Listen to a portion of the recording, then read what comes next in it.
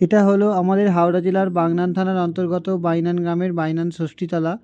আর এই ভিডিওটা করছি তোমাদের জন্য। দেখো কি সুন্দর লাগছে, এবং লাইটটা দিয়েছে সরকারের তরফ থেকে, কত সুন্দর লাগছে বাইনান ষষ্ঠীতলাটা। এবং রাতের অন্ধকারে, যখন আগে অন্ধকার থাকতো জায়গাটা, মানে নির্ঝুম হয়ে থাকতো, কিন্তু এখন এই লাইটগুলো লাগার জন্য কত সুন্দর হয়ে গেছে এবং কত ডেভেলপড হয়ে গেছে চারিদিকটা। যদিও শীতকালের রাত্রিরে চারিদিকটা নির্জন রয়েছে, যে যার ঘুমিয়ে পড়েছে, কারণ অনেকটাই রাত হয়েছে, তবুও তার মধ্যে এই ষষ্ঠীতলার এই যে রাতের যে সুন্দর বিউটিফুলনেস, এটা কত সুন্দর লাগছে বাইনান ষষ্ঠীতলার।